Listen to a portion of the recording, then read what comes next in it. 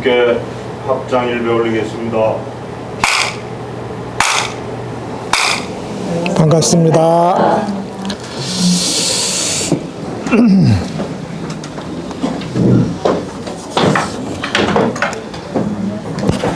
자, 핸드폰 무음전 좀 해주세요. 우선 딱딱하면 되죠. 안녕하십니까?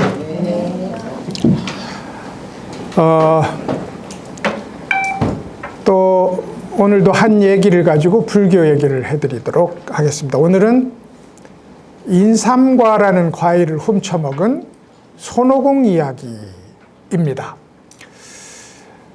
인삼과라는 과일이 이제 손오공이 가는 어떤 도중에 만나게 되는데, 이 과일은 뭐 어떤 과일이냐면 3,000년에 한 번 달리고 3,000년에 걸려서 장성하다가 3,000년 만에 익는, 9,000년 만에 익는 과일이다 이거죠. 한 개의 과일을 먹으면 47,000년을 더 살 수 있다. 이런 이제 소중한 과일이 걸린 그 만수산 오장관이라는 도교 사당이 있었어요. 만수산 오장관이라는. 근데 이 만수산 오장관의 진원자라고 불리는, 우리말로 번역을 하면 근원을 지배하는 자, 근원을 장악한 자라는 뜻으로 해석되는 진원자라는 신선이 관리를 하고 다스리는 그런 도관이었어요. 근데 마침 삼장법사가 도책을 했을 때 이 신선은 하늘나라에 세미나를 갔어요. 예, 이게 이제 혼원 설법이라고 해서 혼돈에 대한 설법을 하는 세미나에 가고, 이제 이 도관에는 맑은 바람, 밝은 달이라고 불리는 청풍명월이라고 불리는 두 동자가, 근데 이 동자는 아니에요. 왜냐하면 청풍은 1320살, 명월은 1200살. 그러니까 이제 동자는 아니지만 이 만수산 오장관에서는 이제 동자인 겁니다. 다 몇만 년씩을 사니까. 그래서 이제 청풍과 명월이 이제 지키고 있다가 삼장일행을 맞이합니다. 맞이하는데 자기 스승이 저 동쪽에서 오는 이 삼장이라는 스님은 내 전생에 함께 도를 공부하던 분이라서 그때의 이름이 매미 껍질 잘 벗는 분, 금선자, 한문으로 그겁니다. 금선자, 매미선자를 써서 매미 껍질 잘 벗는 분이라는 도호를 가지고 근원을 장악하는 나와 함께 공부를 한 인연이 있다. 그래서 우리 인삼과를 따서 2개를 따서 드려라. 그래서 이제 청풍과 명월이 이 삼장일행을 반갑게 맞이하고는 인삼과 2개를 따서 삼장일행에 바칩니다. 근데 인삼과의 모양이 3일 된 어린아이 같아. 그러니까 삼장이 그 모습을 보고 끔찍해서 어떻게 아이를 먹으라는 말이냐. 그러면서 이제 한사코 먹기를 거절합니다. 근데 이 과일은 나무에서 따서 두면 녹아버려요. 그래서 이제 이 청풍과 명월 두 동자가 1320살 먹은 동자, 1200살 먹은 동자가 이 2개를 나누어 먹습니다. 그걸 이제 말썽꾸러기 저팔계가 낌새를 채고 형님 우리도 먹어봅시다. 이게 이제 오늘 얘기할 제 이야기 전반부가 되겠습니다. 근데 매미껍질 잘 벗는 이라는 금선자라는 이름과 근원을 잘 장악한 분이라는 진원자라는 이름부터 한번 얘기를 해보실까요?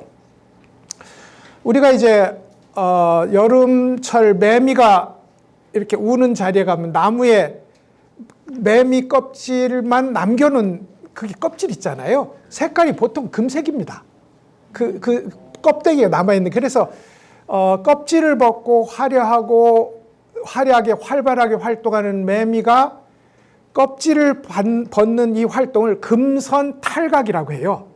황금 매미가 껍질을 벗는다 이런 뜻인데, 왜 그 금선이냐면 그 남아있는 껍데기가 노란색이기 때문에 그렇습니다. 그래서 이제 금선탈각인데, 삼장법사의 전생 이름이 매미 껍질 잘 벗는 이였다 이 말입니다. 그리고 이제 인삼과 농장을 다스리고 있는 이 진원자라는 이는 근원을 잘 장악하고 있는 자, 라는 이름으로 이제 둘이 불리면서 도를 공부했단 말입니다. 근데 이제 요 얘기를 한번 해보시죠. 매미 껍질 잘 벗는 이라고 불렸던 삼장법사의 이름은 이 삼장법사가 전생에 반야를 공부했다는 것을 상징하는 이름입니다. 왜냐하면 우리가 지금 내가 공부를 해서 어떤 경지에 도달했다면 그 경지를 내려놓는 걸 머물지 않는다고 부르고, 그지요?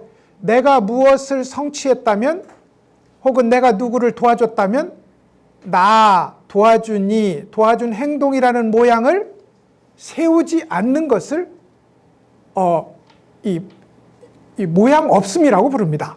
그러니까 이제 모양을 부정하고 자기 현재에 머무르지 않으면 어떻게 되느냐? 매미껍질 벗습니다. 매미껍질을 벗어. 그러니까 이제 우리도 만약에 반야를 정말로 공부하는 사람이라면 반야의 도리가 따로 있지 않아요?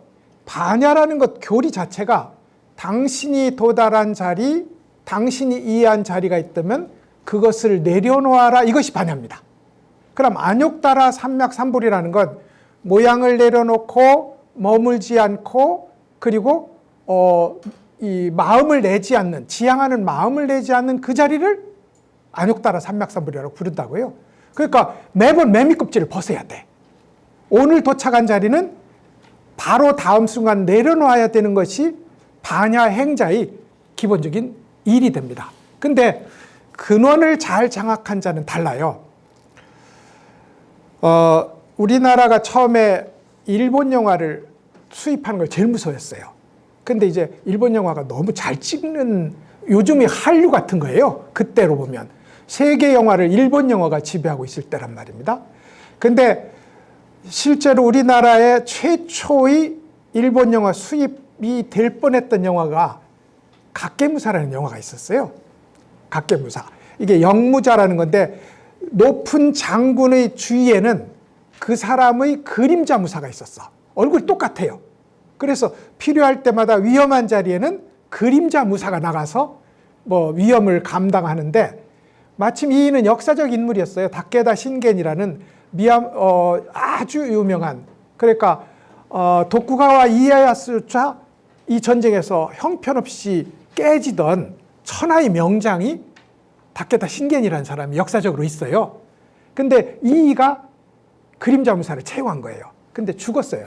이 다케다 신겐이 죽은 뒤에 3년을 그림자 무사를 노선을 합니다. 근데 이의 장점이 뭐였냐면 자기가 본진을 차지하고 산처럼 움직이지 않는다. 이게 손자병법에 있거든요. 손자병법에 이런 말이 있습니다. 바람처럼 빠르고 숲풀처럼 고요하고 불처럼 맹렬하고 그리고 산처럼 고요하다. 이게 손자병법의 핵심입니다. 멋지죠? 근데 이제 장군인 이 다케다 신겐, 이 사람은 산처럼 움직이지 않는 자리를 지킵니다. 그러면 나머지 바람이 되었던 고요함이 되었던 불이 되었던 움직이지 않는 자리에서 쉽게 명령을 내리고 그것을 조종을 할 수 있다 이 말입니다. 이게 이제 손자병법인데, 왜 손자병법 얘기를 하느냐면 지금 얘기한 이 진원자, 근원을 장악한 자라는 것이 노자에서 나왔고 노자의 마지막 발전 형태는 손자병법입니다. 그래서 이제 이 손자병법 얘기를 하는데, 진원자라는 게 이런 거예요. 빠름과 고요함은 서로 상대되잖아요. 근데 빠름과 고요함이 서로 상대되는데 둘 다 중요해요. 노자가 보기에는 길고 짧음도 중요해요. 그리고 착함과 착하지 않음도 중요해요. 그래서 미리 뒤로 가서 한 구절을 한번 같이 읽어보겠습니다. 2페이지 넘어가 보면 노자의 이원론이라는 게 있어요. 이거부터 먼저 읽고 시작할까요? 한문으로 한번 읽어볼까요? 천하, 계지, 미지, 위미, 사악이, 계지, 선지, 위선, 사불선이. 여기를 보세요. 천하에서 모두 아름다움이 아름다움이라고 생각하는데 그것은 추한 것이다. 악한 것이다. 천하에서 모두 착함이 착함이라고 안다면 그것은 악한 것이다. 착하지 않은 것이다. 이게 무슨 말이냐면 절대적 아름다움은 없다. 만약에 절대적 아름다움이 있다면 거짓이다. 절대적 선함이라는 건 없다. 만약에 절대적 선함이 있다면 그것은 거짓이다. 이 말을 노자는 이렇게 표현했어요. 그래 놓고 이제 두 상대적 얘기를 합니다. 들어보시죠. 같이 읽어볼까요? 고, 유무, 상생, 난이, 상성, 장단, 상교, 고하, 상경, 음성, 상화, 전후, 상수. 여기까지 보죠. 그러므로 있음과 없음이 서로를 형성하고 어려움과 쉬움이 서로를 만들고 길고 짧음, 높고 낮음, 소리와 소리와 대울림, 소리와 반향이 서로 어울리게 된다. 두 개 중에 하나가 아니라 둘이 동시에 존재한다 이겁니다. 서로의 가치를 가지고. 이게 어느 정도냐면 대붕이 북쪽 바다에 살아요. 근데 이 북쪽 바다에 사는 것이 몇 천리 되는 날개를 펼치고 어느 날 하루 날아오릅니다. 날아올라서는 하늘에 6개월을 체류하다가 남쪽 바다에 내려가요. 근데 그것을 듣고 참새가 웃습니다. 참 거창하기도 하지. 나는 포로록 뛰면 이 가지에서 저 가지로 뛰고 포로록 하면 이 덤플에서 저 덤플로 옮기는데 이것만 가지고도 충분한데 무얼 하려고 하늘에 날아올라서 6개월시간 체류하다가 남쪽 바다로 내려갈 일이 있겠느냐. 이렇게 비웃어요. 이 말은 참새의 못남을 얘기하는 게 아닙니다. 참새의 날아오름도 날아오름이고 대붕의 날아오름도 날아오름이라는 거예요. 그래서 이것이 노자의 철저한 상대주의인데 이게 이제 도교 수행에 가면 이렇게 발전합니다. 그러면 빠름과 느림, 쉬움과 어려움을 한 손에 쥐고 흔들 수 있지 않겠느냐? 닭게다 신개처럼. 이 소위 미와 추를 내가 쥐고 내가 장악하고 마음대로 흔들 수 있지 않겠느냐? 그 자리가 뭘까? 그 자리를 둘을 믹스한 자리라고 해서 혼돈이라고 불렀어요. 그 자리를 혼돈이라고. 그러니까 이제 그 혼돈의 얘기는 유명합니다. 옛날에 눈도 없고 귀도 없고 코도 없고 그냥 뭉텅이의 혼돈이라는 왕이 있었어요. 왕이 있었는데 하루는 북쪽에 사는 왕이 숙이고 남쪽에 사는 왕이 홀이었어요. 그 거꾸로였던가? 하여간 북쪽의 왕이 숙홀이라는 왕이었는데 혼돈의 중앙에 있는 왕의 왕토로 놀러 옵니다. 남북은 아시겠죠? 아름다움과 추함, 쉬움과 어려움, 길고 짧음, 이걸 남북으로 표현한 거예요. 남쪽 왕과 북쪽 왕이 이 중앙의 이 혼돈이라는 왕에게 놀러와서 대접을 잘 받습니다. 그래서 우리가 대접을 잘 받았으니 보답을 해주자. 그래서 모든 살아있는 것은 이목구비를 갖췄으니 우리가 이 왕에게 이목구비를 뚫어주자. 그래가지고 하루에 한 번씩 눈, 귀, 코, 혀 이렇게 뚫어줬어요. 7일째 7구멍을 뚫는 순간 혼돈이 죽어 없어지고 말았다. 이 말이거든요. 이 말은 남북 동서가 갈리기 전에 중앙에 먼저 홀이 있었다는 거예요. 혼돈이 있었다는 거예요. 이 혼돈의 상태를 장악하는 것을 도교에서는 극히 중시했습니다. 그게 진원자예요. 근원을 장악한 자. 우리도 그랬으면 좋겠잖아요. 중앙을 딱 차지하고 앉아서 동서남북으로 분주하게 돌아다니는 사람을 내가 방향만 바꾸면 그 동서남북으로 돌아다니는 꼬리들은 얼마나 바쁘게 돌아다니겠어요. 그래서 본질을 장악한 자, 근원을 장악한 자, 이게 진원자였어요. 둘이 친구였다는 겁니다.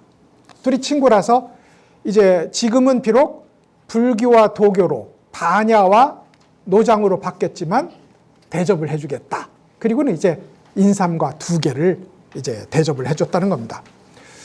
근데 이 인삼과 그러니까 이제 우리가 무병장수라는 것은 혹은 장생불사라는 것은 우리의 영원한 꿈이지만 사실은 이 영원한 꿈이 어리석다는 걸 우리가 모두 다 알고 있어요. 예를 들어서 우리 영도가 복례 섬이잖아요. 봉래도잖아요. 그러면 중국에 3개의 산이 있었어요.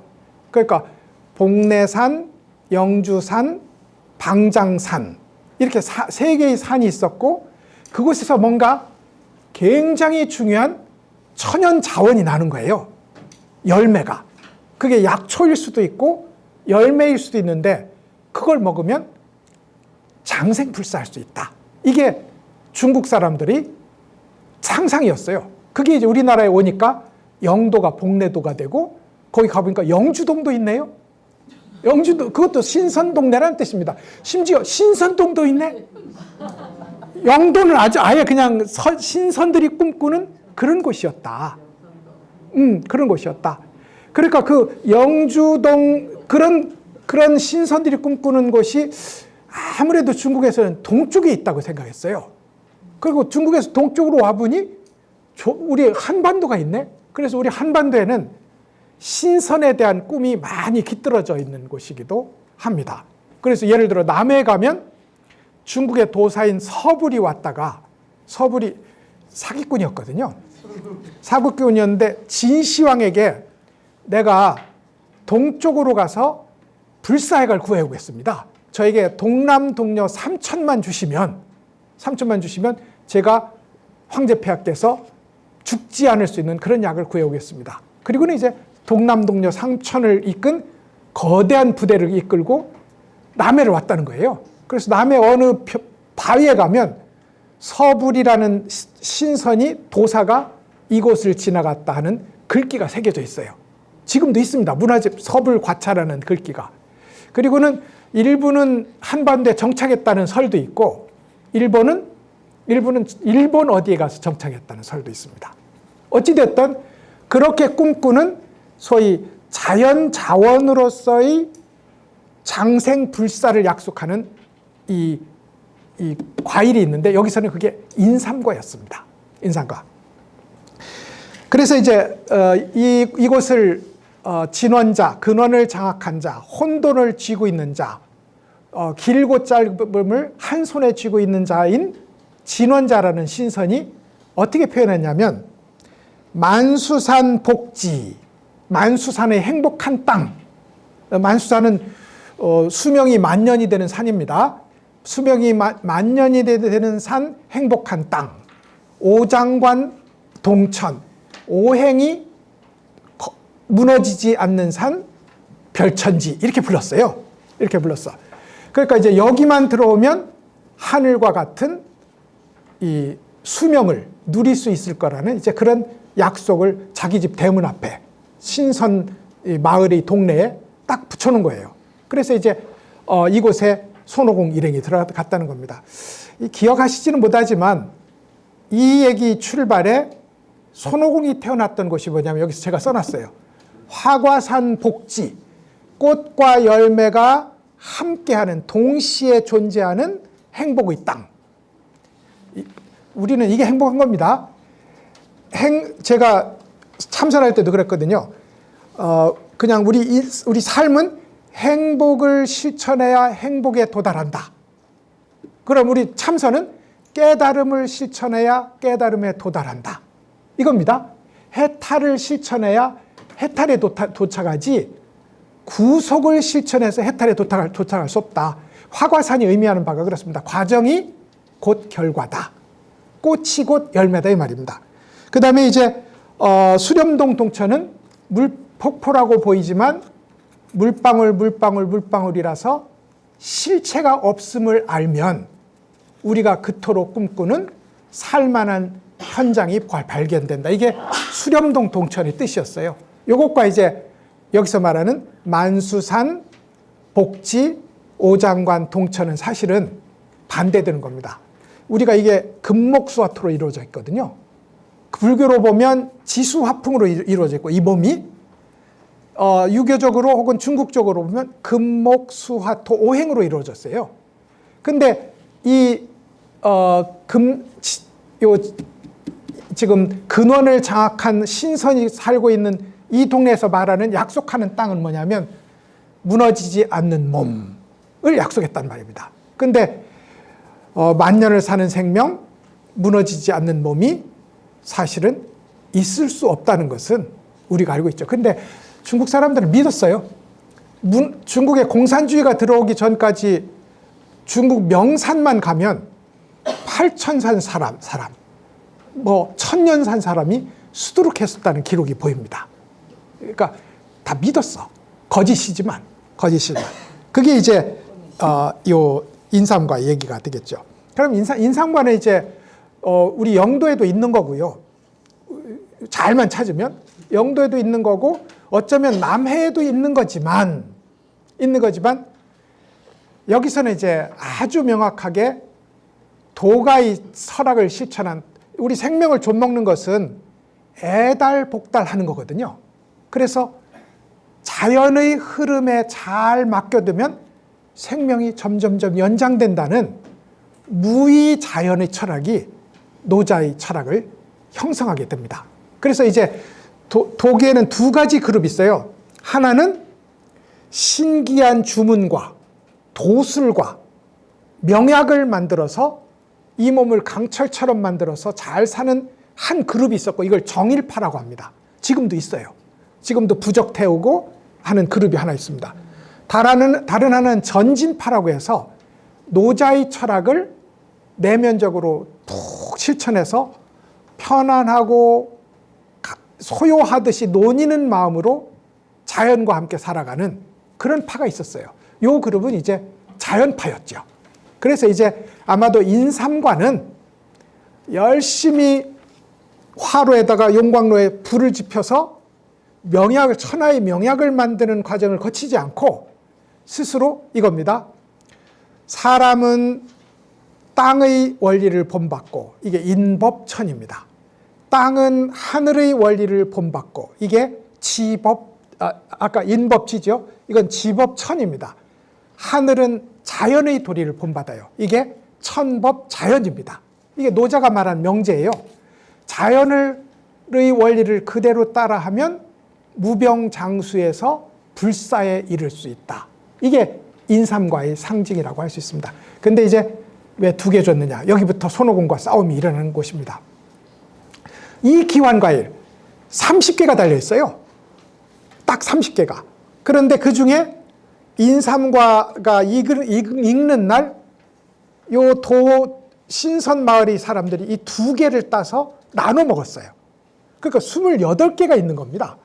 그 28개가 있는 중에 한 달이 30일이고 28이잖아요. 그죠? 한 달이라는 완성된 숫자에서 28개가 남아있는데 그 기환과일을 2개를 따줬어요. 그래서 이 2개 얘기부터 한번 하겠습니다. 중국에는 2개 사상이 있습니다. 2개 사상이 있어요. 2개 사상.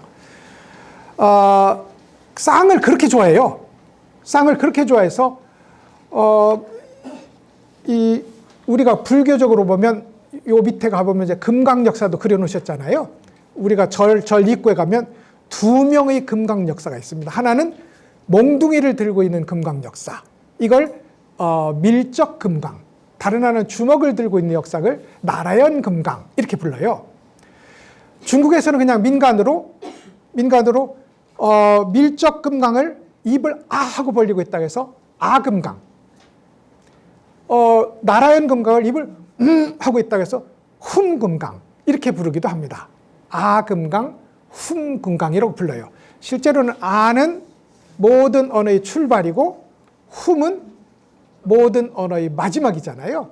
그래서 이제 시작과 끝을 가리키는 건데 원래 금강 역사는 하나였습니다. 중국이 오니까 둘이 돼. 왜냐하면 둘이 아니면 안 돼, 이게 중국 사람의 상상으로는. 그래서 이제 금강 역사를 둘을 만듭니다. 둘을 만들어. 이런 예는 뭐 허다하게 많을 수밖에 없는데 아주 단적으로 중국 말에 미안합니다라는 말이 있어요. 그게 뚜이부치인데 뚜이부치라는 말이 짝이 안 되는군요 라는 뜻이에요. 둘이 안 되는군요. 그게 미안한 거야.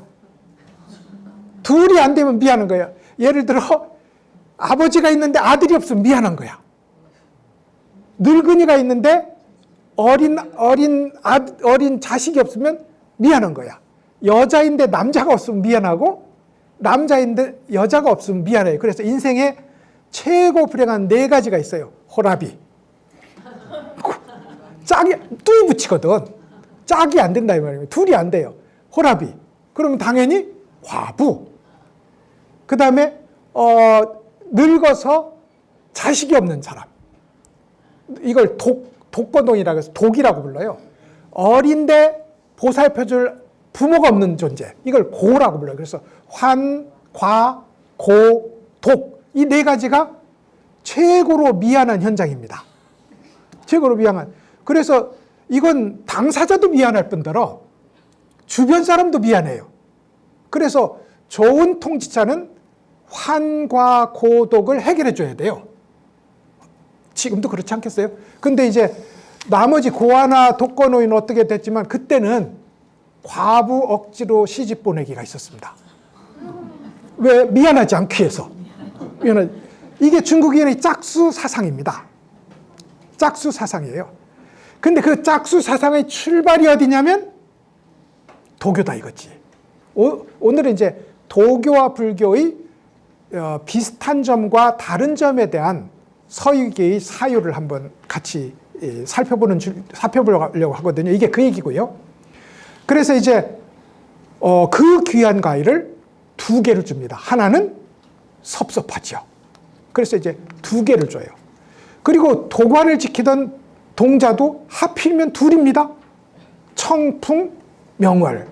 예, 맑은 바람은 밝은 달에 좋은 짝이 될 밖에 없어요.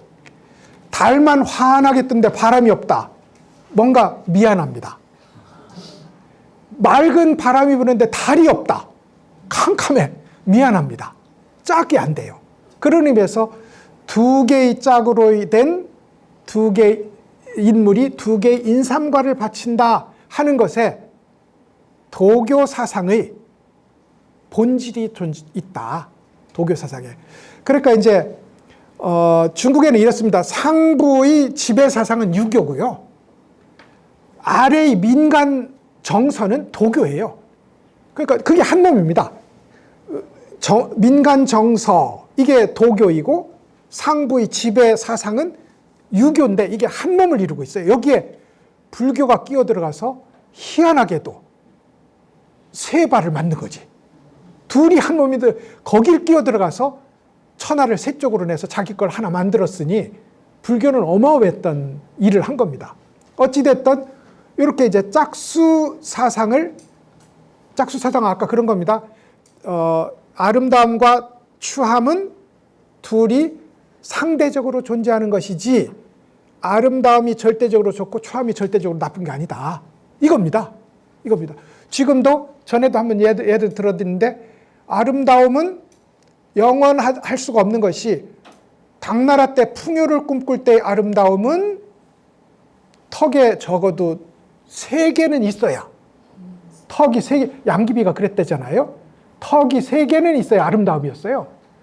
그런데 그 뒤로 가면 여인이 왕의 손바닥 위에 올라가서 춤을 출 수 있어야 아름다움이었어요. 그 차이가 얼마나 납니까? 그래서 절대적 아름다움, 배타적 아름다움이 따로 있지는 않다. 이게 노장 사상의 기본적인 핵심이었습니다. 핵심이요. 이걸 상대주의라고 부르고요. 이걸 이원주의라고 부를 수 있겠습니다. 이제 굉장히 복잡하지만 우리가 꼭 넘어가야 될 하나가 있습니다. 그게 뭐냐면 이론론, 이원론, 불이론입니다.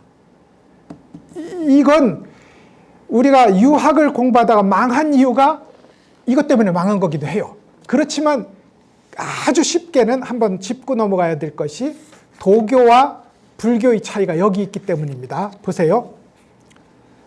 하느님이 모든 걸 창조하고 모든 것의 원점이고 모든 것의 귀결점입니다. 이론론. 그지요? 유교도 이론론일 가능성이 높습니다. 이렇게 얘기하면 이제 저기서 우르르 철학하는 사람이 덤빌 건데 이론론일 가능성이 제일 높아요. 왜냐하면 이런 말이 있습니다. 존천리, 하늘의 이치를 남겨놓고 멸인욕, 사람의 욕망을 소멸시킨다. 인간적 욕망, 이걸 우리 살림이잖아요. 이걸 소멸시키고 하늘의 원리만 남겨놔요. 그러면 하늘의 원리가 유일한 거잖아요. 그래서 이론론이다. 이론론이다. 천인합일, 하늘과 인간이 하나로 합한다. 근데 어떻게 합할 거냐면 인간적인 살림을 모두 제로로 떨어낸 뒤에 하늘로 귀의하는 게 천인합일의 핵심입니다. 그런 의미에서 유교는 이론론일 가능성이 있지만 복잡한 갈래는 한 4갈래쯤 됩니다. 이조 시대 때 싸운 것이 이기 이론론, 이기 이원론. 그 뒤로 더 복잡해요. 더 복잡해서 무수한 사람들이 이걸 가지고 논쟁을 한 역사가 있습니다. 대표적으로 이황의 이기 이원론, 율곡의 이기 이론론이 이조 시대 내내 싸웠던 이야기이기도 합니다. 한 분은 영남학파고 한 분은 기후학파인데 실제로는 불교랑 보면 그건 동질하거든요. 그런데도 말도 안 섞었다는 겁니다. 비 오는데 정자에 만나면 스승을 딱 물어보고 기호학파, 영남학파면 등을 확 돌렸다는 거야. 그러면서도 같은 유림이니까 대화를 하는데 친근하게 대화를 할 수 없으니 종도 없는데 머슴도 없는데 어디서 오시느냐 여쭈어라 이렇게 물었다는 거죠. 그래서 나온 얘기입니다. 그런 이야기가 있을 정도로 둘의 논쟁이 심각했고 그게 조선시대 때 사상적 개화이기도 했지만 그걸로 인해서 사회적 에너지를 엄청 갉아먹은 일도 있었다. 어찌됐든 기독교는 분명한 이론론이고요. 그리고 유교는 이론론에 매우 치중해 있다. 그럼 제가 기독교는 무조건 굉장히 강력한 이론론이라고 했잖아요. 그렇게 하면 안 됩니다. 그쪽에서도 다시 이원론적 이론론도 있고 복잡합니다. 당장 사탄이 하느님의 반대냐, 사탄도 하느님이 만들었느냐 이 문제를 가지고 이야기하다 보면 이론론도 되고 이원론도 됩니다. 그렇지만 하여간 분명하게 이제 이론론적입니다. 여러분 이론론은 권위적입니다. 유교 얼마나 권위적이에요. 이것이 옳아 라고 말하는 거거든요. 기독교 얼마나 권위적입니다. 권위적. 이게 옳아 이렇게 얘기하는 거거든요. 상대주의는 이런 겁니다. 이원론은 노자가 지금 얘기했던 것처럼 길고 짧음, 봉황과 참새 이것이 다 존재할 이유가 있고 학의 달이 긴 것만큼 오리 달이 짧은 것이 동일한 가치를 갖는다 이겁니다. 그러니까 이 사상을 이게 노자 사상입니다. 또 노자 사상이 이원론이라고 하면 또 덤빌 사람 많습니다. 대체로 그렇습니다. 대체로. 근데 이 노자 사상의 이런 사상을 견지하면 할 일이 없어요. 왜냐하면 다리를 길게 늘릴 필요가 없잖아요. 나는 이대로 좋은데 성형수술 할 필요가 없잖아요. 영혼적으로나 외형적으로나 영혼적으로도 우리가 여러분 외형을 성형수술 하지 말자는 얘기는 동의해 주실 겁니다. 속으로야 그래도 오늘 가서 성형해야지 이렇게 생각하시지만 원리적으로는 동의해 주실 거라고요. 우리 가진 대로 사는 게 맞습니다. 근데 마음도 우리 가진 대로 사는 것이 맞다고 생각했어요. 근데 우리는 그렇게 생각 안 하잖아요.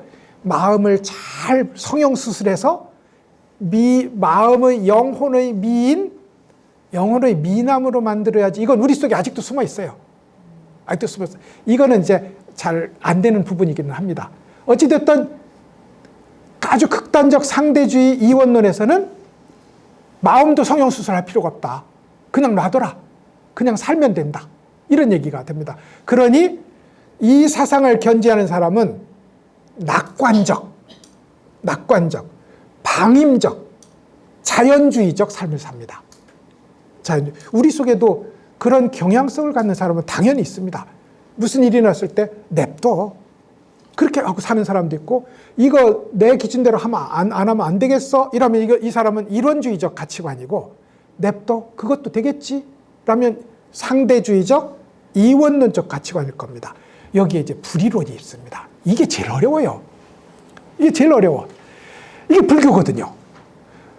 둘 중에 하나면 좀 좋겠습니까? 둘 다 좋아. 둘 다 좋아. 아니면 너희들은 중생이니까 중생 살림을 싹 걷어버리고 부처님에게 모두 돌아가야 되라고 부처 유일 가치로 가면 얼마나 좋겠어요. 근데 그게 아니라 부처와 중생이 같다 하면서 중생 살림을 그만두라네? 모양에 따른 구별을 그만두라는 거예요. 이걸 비유하자면 이런 겁니다. 비유는 명확합니다. 우리가 실제로 안 돼서 그렇지. 비유는 이 세상 만사 만물이 금으로 이루어져 있다. 금으로 이루어져 있다. 그러면 만사 만물이라는 다양성과 차이, 모양에 따른 차이가 무수하게 날 거잖아요. 다양성과 금이라는 동일성이 둘이 아니에요. 얘와 금은 둘이 아니라는 말입니다. 파도와 바다. 이 비유가 아마 불이론의 가장 절정일 겁니다. 그러면 여러분 이렇습니다. 들어보세요. 파도 1, 파도 2, 파도 3인데 이게 바다잖아요. 바다와 파도 1, 2, 3은 다르지 않습니다. 이게 불이론입니다. 둘 아님이에요. 둘 아니라고 하나는 아닙니다. 파도 1도 있고 파도 있고 파도 3도 있기 때문에. 그러면 여러분 들어보세요. 파도 1과 파도 2는 바다로 돌아갈 것도 없이 둘이 아니죠. 둘이 아니잖아요. 어찌됐든 바다라는 점에 있어서. 그런 의미에서 이제 불이론이 철저한 적용에 도달하면 우리는 화엄에서 말하는 그 어려운 사사무의 도리를 만나게 됩니다. 당신과 나는 불심이라는 점에 있어서 둘이 아닙니다. 이건 이사무예요. 근데 당신과 나는 있는 이대로 하나의 거대한 그물 속에 동일한 존재입니다. 이러면 이게 사사무예란 말입니다. 이건 체험해야 알 수 있는 얘기기도 하고요. 그러니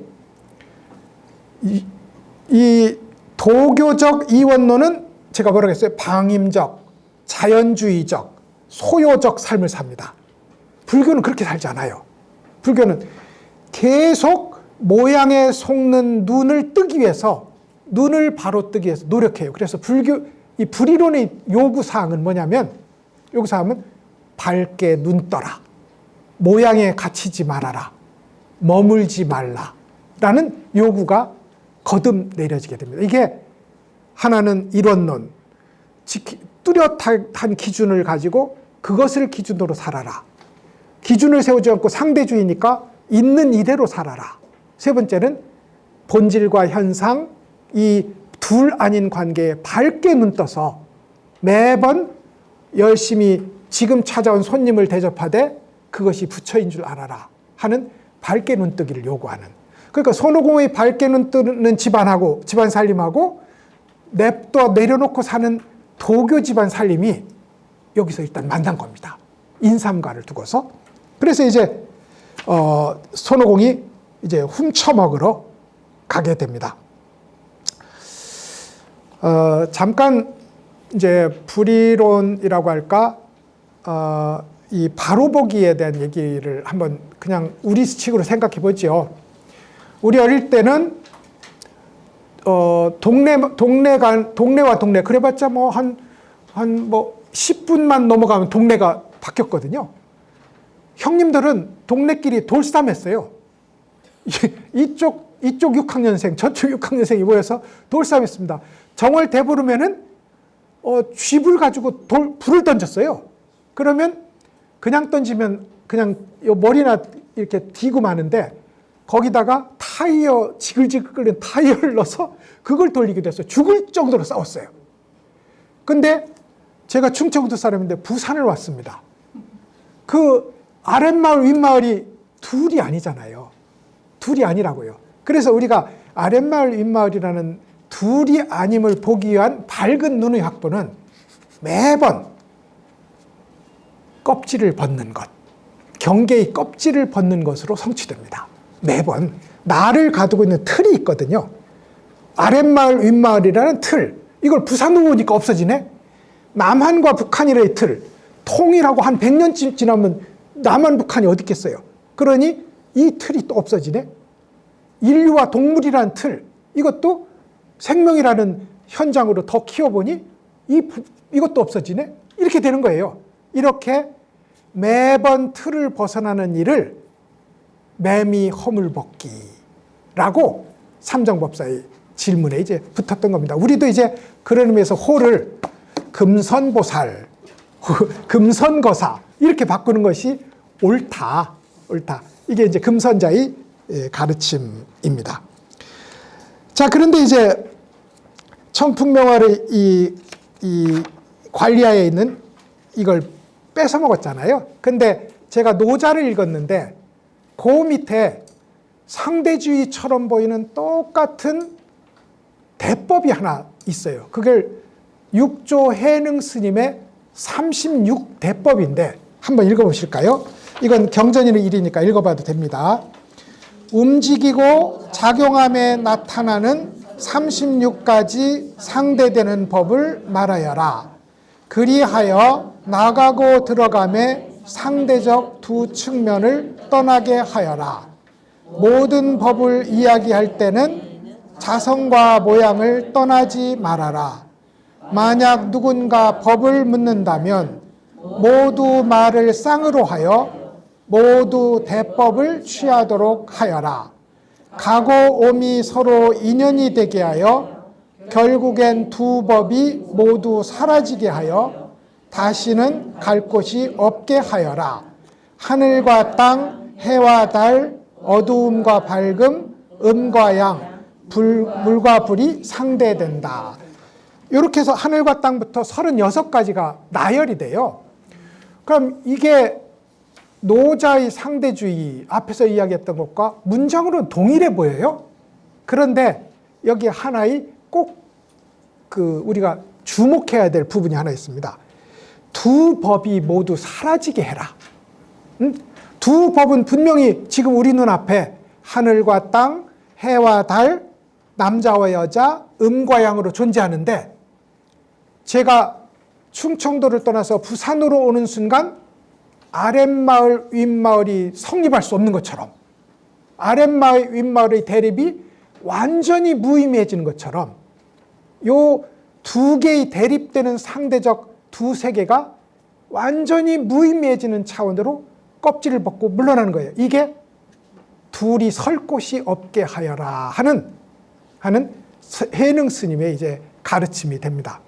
아마도 불교의 모든 것은 이걸 가르쳤다고 생각합니다. 이것을 가르쳤다고.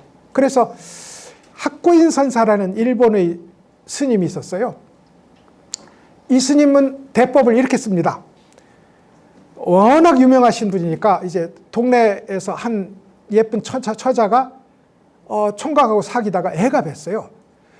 애를 뱄다고 하면 이제 봉건 그때 옛날이니까 이제 큰일 날 것 같아. 맞아 죽을 것 같아. 그래서 세상 사람이 모두 존경하는 학구인 선사, 백은 선사. 제 아이의 아버지는 학구인 선사입니다. 그러니까 이제 부모가 따지러 왔을 거예요. 어떻게 하다가 우리 딸을 애를 베게 했느냐. 그러니까 아, 그렇습니까? 이렇게 물은 거예요. 그러니까 선사로서 여자를 애를 베게 하는 것, 이건 이제 옳음과 그름이 정해져 있잖아요. 근데 아, 그렇습니까? 사례는 옳음과 그름이 사라진 거야. 그래가지고 이제 애를 낳았어요. 낳아서 애를 낳았습니다. 데려가세요. 당신 아들이니. 그러니까 절로 데려왔어요. 그러니까 아, 그렇습니까? 소데스까? 이렇게 한 거지. 아, 그렇습니까? 이렇게 한 거예요. 그래가지고 또 이제 애를 키웁니다. 키우는데 이 처자가 아무래도 양심에 걸려요. 그래서 사실은 저 동네 어떤 총각과 정분이 나서 애가 생긴 겁니다. 다시 가서 스님 죽을 죄를 졌습니다. 그러니까 아, 그렇습니까? 거기에는 요 관에 지금 이 선사에게 가져온 모든 둘이 되는 옳음과 그름, 사랑과 미움, 이 모든 것이 아, 그랬습니까? 에서 설 자리가 없어요. 하나로 합쳐지지 않습니다. 설 자리가 없어요. 둘은 있어요. 여러분, 불교에서 불이론이라는 것은 둘은 있어요. 둘을 보는 내가 둘을 벗어나 있지. 네? 둘을. 그렇게 이제 이 둘이 벗어나게 하는 자리를 강구한 것이 논리적으로는 계획에 불성이 있습니까? 불성이 있다 했거든요, 경전에. 그러면 설 수 없게 하려니까 없다. 그러니까 아, 우리 스님은 개개는 불성이 없다 하셨으니 무슨 특별한 가르침이 있겠지 하고 와서 또 묻습니다. 개개는 불성이 없지요? 있다. 그러면 없다로 갔던 사람은 설 자리가 없어요. 있다를 들고 간 사람은 또 설 자리 없어요. 그 설 자리 없는 것이 귀합니다. 그게 우리를 공부하게 해요. 우리를 확고하게 자리 잡게 하는 것이 우리를 공부하는 게 아니라 우리를 도저히 설 자리 없게 만드는 것이 불교 공부의 가장 큰 자비가 발현되는 곳이다. 해능 스님이, 육조 해능 스님이 이렇게 갈 곳이 없게 하여라 한 것을 학구인선사나 조주 스님은 뚜렷하게 그것을 이렇게 표현을 했다 하는 것을 이제 우리가 확인을 할 수 있겠죠. 그래서 이제 이렇게 해서 이 소위 도교의 이원론적 상대주의와 불교의 불이론이 이 과일을 주는데 2개를 주니 받아 먹으면 도교에게 포함된 거잖아요. 도교에게 먹힌 거야. 2개를 받아 먹으면. 안 먹었으니 둘이 다름이 여기 있는데 왜 삼장법사는 안 먹었느냐? 삼장법사는 삼장법사 이분이 금강경을 번역했거든요. 금강경을 번역했어요. 거기에도 보면 아상, 인상, 중생상, 수자상이 없어야 된다. 이게 구마라지 번역이면 삼장법사는 9개의 상이 없어야 된다고 이 구마라집이 생략한 부분까지 전부 다 내놓습니다. 말하자면 모양에 따른 상대주의, 모양에 따른 구분을 완전히 벗어나고자 하니 둘로 짝을 진 것도 모양이잖아요. 모양이잖아요. 이걸 거부했다고 이제 철학적으로 해석할 수 있습니다. 마지막 청풍명월만 얘기하고 잠깐 쉬도록 하겠습니다. 청풍명월은 2가지지만 여러분, 여기서는 지금 사실은 멋진 하나의 짝이 되어서 청풍도 청풍만큼 최고 100점, 명월도 명월만큼 100점, 서로가 있어서 100점이 되는 그런 관계인데, 짝수 좋아하는 중국인들이 그 중에 대표적인 것이 이제 소동파라는 이가 실제로 이 소설의 청풍명월도 여기서 가져왔어요. 여기서 가져왔는데 이 구절을 한번 읽어보고 우리 잠깐 쉬도록 하죠. 이게 어디 있냐면 3페이지에 있습니다. 읽어보시죠. 유 강상지 청풍과 여 산간지 명월은 이득지 위성하고 모구지 성색하야 취지 무금이요 용지 불가리라. 이렇게 써요. 제가 번역해 놓은 걸 보면 오직 강위의 맑은 바람과 산간의 밝은 달만은 귀로 들으면 소리가 되고 눈으로 보면 모양을 이루어 내 것으로 해도 그 많은 이가 없으며 써도 다하지 않으니 라고, 아마도 중국의 최고로 유명하고 멋진 구절을 10개만 골라주세요 하면 거의 대부분 고를 구절이 이 구절이기도 합니다. 이 구절이로.